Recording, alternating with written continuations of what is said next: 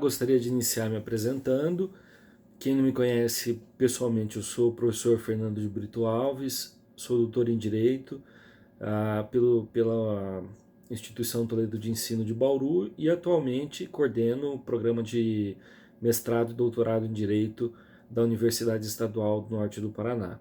Foi com muita alegria que eu aceitei o convite do professor Douglas Mesa Casa, eu tive a honra de participar da banca de mestrado, defendeu brilhantemente o mestrado dele na Unicesumar em Maringá e depois foi concursado aí na Universidade Estadual de Goiás e já com pouco tempo de casa assumiu a coordenação de um dos seus cursos de Direito. Então, para mim é uma satisfação imensa, uma satisfação enorme poder conversar um pouco com vocês. Eu imagino que a maioria do meu público são alunos de Direito, né? Ou exclusivamente estudantes de Direito, e eu, atendendo o pedido do Mesa Casa, do professor Douglas, eu vou falar um pouco sobre a questão da autonomia dos estados para estabelecer medidas administrativas, enfim, nesses tempos de pandemia. Para a gente entender isso, é importante compreender um pouco sobre a organização do Estado e, dentro desse tema, que é o tema da organização do Estado, entender um pouco sobre federalismo. Quando a gente pensa a forma de Estado, os Estados eles podem adotar dois tipos de organização diferente. Os Estados eles podem ser Estados unitários ou podem ser Estados federados. Os Estados unitários eles podem ser unitários puros, né? Podem ser unitários com alguma descentralização administrativa ou podem ser Estados unitários com descentralização administrativa e também política, e também descentralização política. Os estados federados, por sua vez, eles são estados necessariamente caracterizados por divisões aqui, não são mais meras descentralizações, são divisões administrativas e políticas. Tá? A diferença entre cada estado federado vai depender bastante da sua origem, da sua formação. Então, só para a gente entender, eu vou comparar duas federações, os Estados Unidos e o Brasil, vocês vão perceber a diferença entre os estados federados. A forma de organização da Federação Americana ela se assemelha muito à formação de um tratado internacional, de um bloco internacional, de um conjunto de estados autônomos que resolvem se juntar. Esse pacto confederativo ou federativo primitivo lá americano, ele é resultado de um movimento de aglutinação. Ele é resultado de um movimento que a gente poderia imaginar centrípeto, que vai de fora para dentro, para formar a unidade. Os estados que aderem à Federação Americana, eles é que dizem que competências eles renunciam para a formação do Estado Federado Americano. Diferente da nossa federação. A Federação Brasileira ela se forma por meio de um processo que a gente poderia chamar centrífugo, que é do centro da unidade para divisão. Então, ao invés dos estados federados aqui no Brasil renunciarem algumas competências em favor da União, delegarem algumas competências que são suas em favor da União, na verdade, no início eu tenho um Estado unitário e esse Estado unitário se divide, se segrega, eu tenho um processo de segregação e é a União que vai dizer quais competências os entes federados têm. Tá? Então esse movimento é um movimento de segregação, é um movimento centrífugo. É interessante isso por quê? Porque a União conserva a maior parte das competências para si. Né? Ela delega as competências aos outros entes federados. Aqui nós temos uma união forte. Lá nos Estados Unidos eu tenho os estados fortes. Quando eu estou falando de força aqui para para tentar ilustrar, nós estamos imaginando aqui com relação ao conjunto das competências que esses entes possuem. Tá? Para a gente entender as federações, né, seja por agregação ou por desagregação, é necessário olhar para a história das federações de um modo geral e para as outras características que uma federação pode ter. Quando a gente classifica as federações, é muito comum a gente ouvir falar, por exemplo, de federalismo dual ou federalismo cooperativo. Né? Qual que é a diferença de um e de outro? No federalismo dual, as competências dos entes federados, de cada ente federado, ela está muito bem demarcada, está muito bem separada, enfim. É uma separação extremamente rígida. Em compensação, quando eu falo de federalismo cooperativo, no federalismo cooperativo, além das competências que são próprias de cada ente federado, eu tenho um conjunto de competências que elas são comuns ou concorrentes. Né? Nessas competências comuns ou concorrentes, os entes federados devem atuar conjuntamente. Tá? Eu tenho, na verdade, uma sobreposição de atuação aqui. Os entes eles podem atuar conjuntamente, enfim, e em determinadas situações, como é o caso de uma pandemia, eles devem atuar conjuntamente, cada um no limite das suas competências administrativas ou legislativas. A gente vai comentar um pouco sobre isso. O federalismo ele pode ser simétrico ou assimétrico. No federalismo simétrico, eu tenho na federação há uma certa homogeneidade de características, como a língua, a cultura, o desenvolvimento de todas as suas regiões. Por outro lado, no federalismo assimétrico, eu tenho diferenças de natureza cultural, de natureza linguística, às vezes de natureza étnica. Eu tenho vários grupos étnicos distintos no mesmo território. Eu tenho um federalismo orgânico, né, que a gente poderia imaginar que no federalismo orgânico eu considero o Estado como um organismo vivo, enfim, né? Então eu tenho que cada parte tem uma função dentro desse todo orgânico, né? Enquanto eu tenho o federalismo de integração nacional. É o nosso federalismo, o federalismo de integração nacional. O governo central, ele atua para atenuar as diferenças existentes entre os vários entes federados. Aqui, por exemplo, a própria Constituição estabelece como obrigação a instituição de agências para promover o desenvolvimento regional, que é o caso da Sudene, que são aquela superintendência para promover o desenvolvimento do norte, do nordeste, do centro-oeste. No centro-oeste também tem uma agência para promoção do desenvolvimento e assim por diante.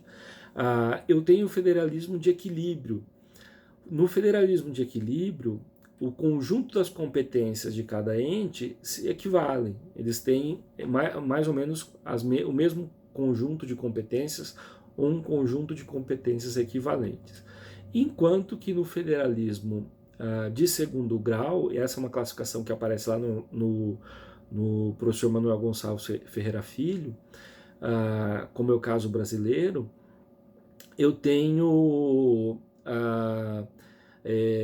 graus distintos de autonomia dos entes. Né? Então, quando eu olho para a nossa federação, eu vou encontrar nela, por exemplo, os municípios, e os municípios não têm a mesma autonomia que o Estado tem, que os estados têm, que o Distrito Federal tem, nem a mesma autonomia que a União.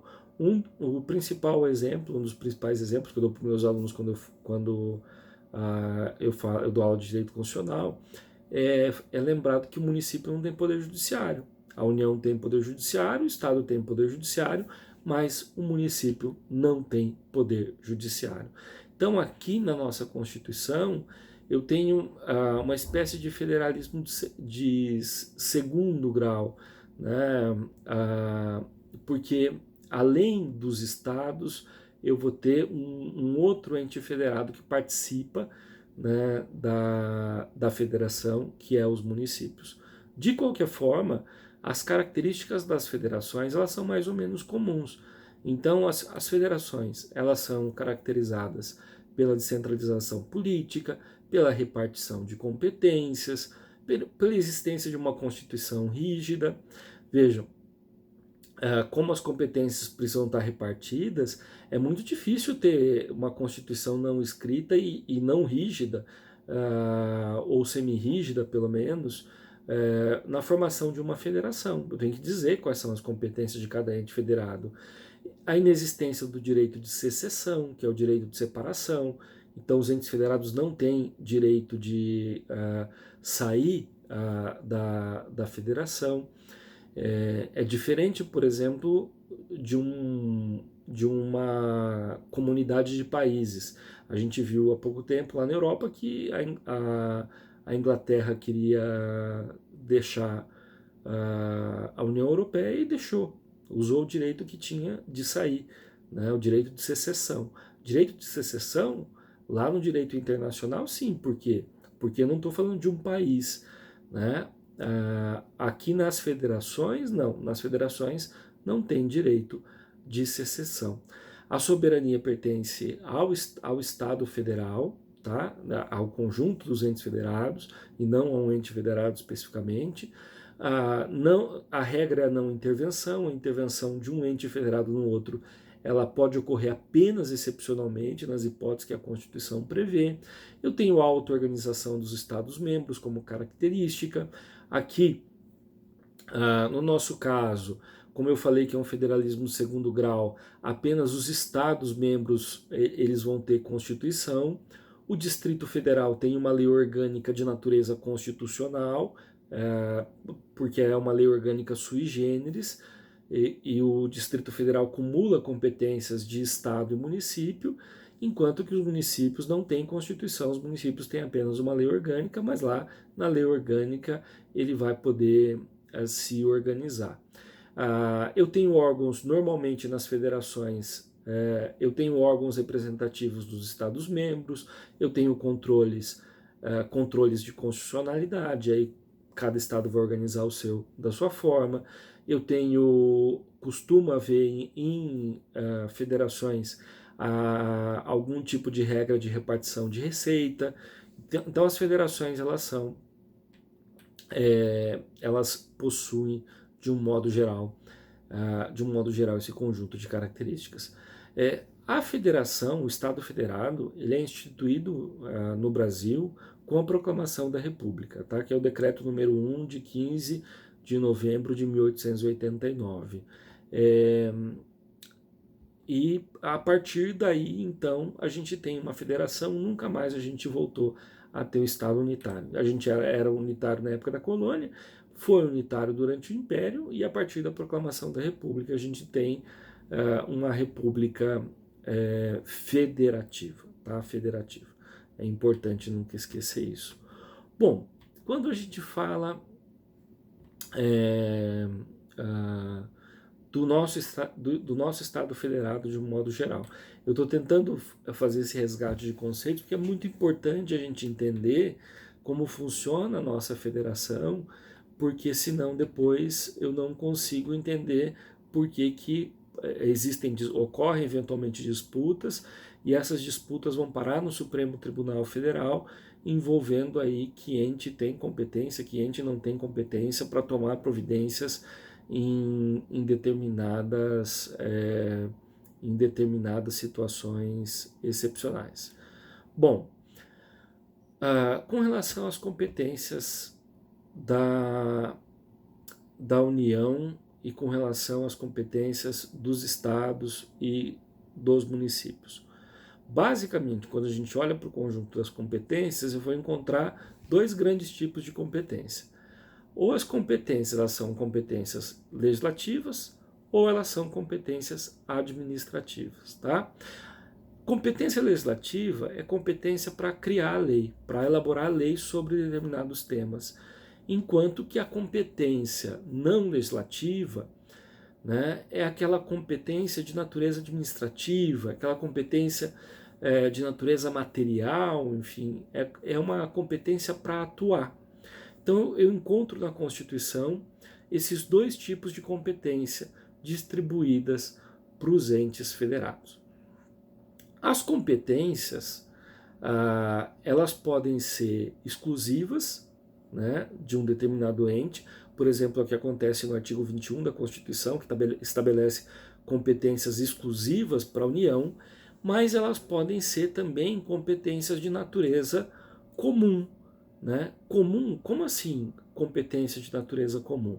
Competência de natureza comum da União com os estados, com o Distrito Federal e com os municípios. Lá no artigo 23 da Constituição, eu tenho lá as competências comuns.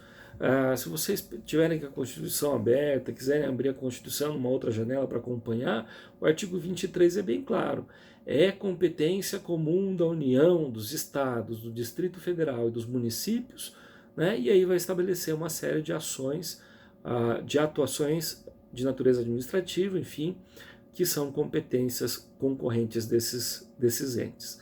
E já dando o spoiler do que eu vou falar depois ao final com relação à pandemia, se eu olhar o artigo 23, no inciso 2º, eu vou encontrar o seguinte, né, que é a competência comum da União, dos Estados, do Distrito Federal e dos municípios. Cuidar da saúde e assistência pública, da proteção e garantia das pessoas portadoras de deficiência. Vejam que eu tenho um inciso 2º, que ele é dividido em duas partes. A primeira parte estabelece como competência comum da União, dos estados, do Distrito Federal e dos municípios, cuidar da saúde e da assistência pública. Saúde e assistência pública. Isso interessa bastante para a gente agora. Por quê? Porque quando a gente pensa a questão da pandemia, algumas pessoas se perguntam, mas o município ele pode legislar, não, ele pode atuar em matéria de saúde? Pode. Está lá escrito que a competência comum de todos os entes atuar em matéria de saúde. Tá? Então, todos os entes podem atuar em matéria de saúde. E mais, se eu olhar o inciso 9, eu vou encontrar no inciso 9 do mesmo artigo 23, eu vou encontrar lá que a competência comum da União, dos estados, Distrito Federal e dos municípios é competência comum promover programas, né, de construção de moradias, promover programas de construção de moradias e a melhoria das condições habitacionais e do saneamento básico. Está assim lá literalmente no inciso 9, que eu li, por óbvio, que eu não lembro mais de cabeça, estou ficando velho, diferente do professor Mesa Casa, enfim, que é um jovenzinho ainda, tem muito chão pela frente. Vejam, o que interessa aqui para a gente é a parte final do inciso 9 do artigo 23, que fala do saneamento básico, a responsabilidade do município também cuidar do saneamento básico. Competência comum, então, da União, dos Estados, do Distrito Federal e dos municípios. Todos esses entes eles podem atuar em matéria de saúde, assistência pública, saneamento básico e assim por diante. Tá?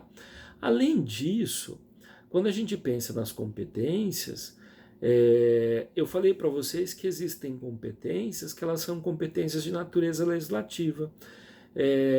Lá no artigo 24, eu vou encontrar competências que elas são de natureza legislativa e que elas são concorrentes entre a União, os estados e o Distrito Federal.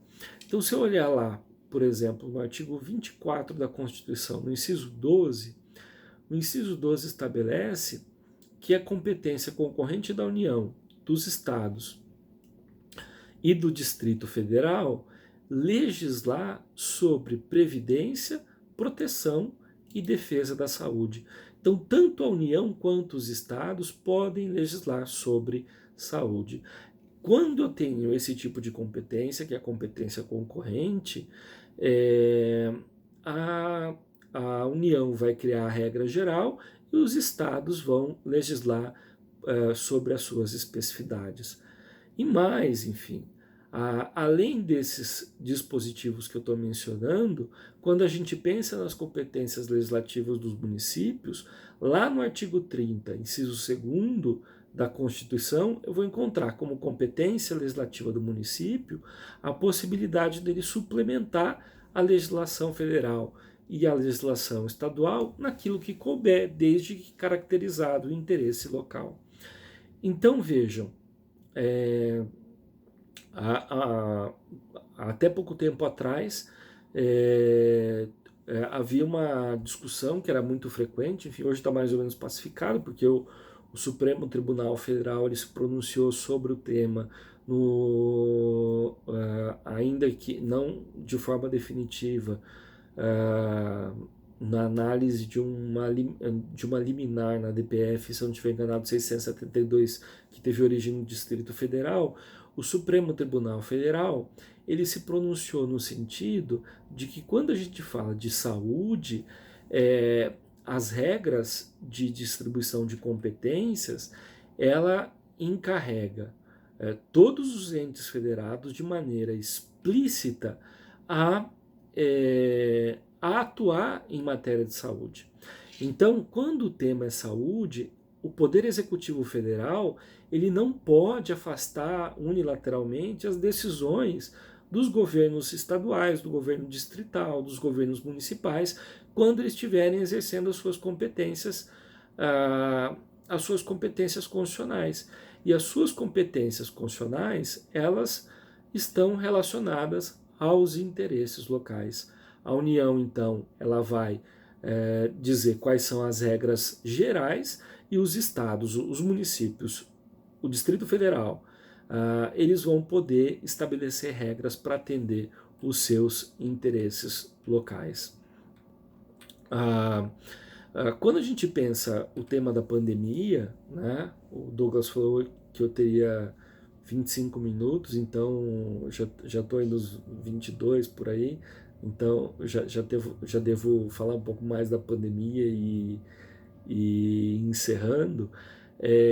Quando a gente pensa na questão da pandemia, vejam, nós estamos falando de um tema de saúde que interessa não apenas à União, interessa aos estados e interessa também aos municípios que têm especificidades próprias, que têm características próprias, enfim, que têm peculiaridades locais. Então, cabe aos estados legislar no âmbito da sua competência lá, estabelecendo regras de proteção à saúde, e aos municípios suplementar essas regras, legislando sobre as questões de interesse local. A União, ela legislou sobre, a União criou uma regra geral, é a Lei 13.979, 13.979 de 2020, né? Se eu não estiver enganado. E os estados e municípios têm criado também as suas legislações para atender o interesse local, para atender o interesse de cada estado, para atender o interesse dos municípios. Então, por isso que em determinadas localidades a quarentena ela foi, ela está sendo melhor, um pouco mais flexibilizada. Não teve nenhum caso, às vezes é um pequeno município no interior do país, a população é muito pequena, ele é de natureza rural, enfim, as medidas de isolamento não iam surtir efeito nenhum. O prefeito resolveu não editar nenhum decreto com relação à questão do isolamento social, embora os estados estejam orientando isso, embora a União estava orientando isso, pelo menos na época do Mandetta. Agora a gente não tem orientações novas ainda desse novo ministro da Saúde, enfim. Então, cada ente federado vai dizer quais são as suas medidas administrativas e vão poder estabelecer legislação sobre esse tema, sempre respeitando o âmbito das suas competências. É lógico que o município não vai poder legislar sobre matéria que a União legislou, ele vai poder suplementar apenas. O Estado vai dizer sobre as questões específicas do Estado. Né? Tem Estado que já está flexibilizando a quarentena, tem Estado que vai aguardar um pouco mais para flexibilizar a quarentena, enfim. E assim nós vamos sempre respeitando a Constituição e sempre observando o limite das competências que a Constituição atribuiu a cada ente federado para que a legislação e a atuação dos estados, dos municípios, enfim, não firam preceitos constitucionais ou não sejam consideradas inconstitucionais no caso das normas.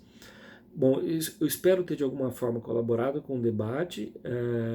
Se vocês tiverem alguma dúvida, vocês me encontram lá no site da minha universidade, que é a Universidade Estadual do Norte do Paraná, na página do programa de pós-graduação em Ciência Jurídica, ou então vocês me encontram aí na internet, no Facebook, Instagram, onde vocês quiserem, enfim, eu estou à disposição para conversar com vocês. E quem sabe um dia, depois que acabar essas medidas de isolamento social, eu não vou até vocês aí pessoalmente para conversar sobre esse ou outros temas. Então, muito obrigado, professor Menezes da Casa, pelo convite. É uma satisfação poder contribuir com a Universidade Estadual de Goiás, que é irmã da minha estadual, né? A gente sabe as dificuldades das instituições públicas, principalmente nesse período difícil, e eu fico muito feliz de poder, de alguma forma, contribuir com o debate, com o desenvolvimento do curso de vocês, tá bom? Um grande abraço.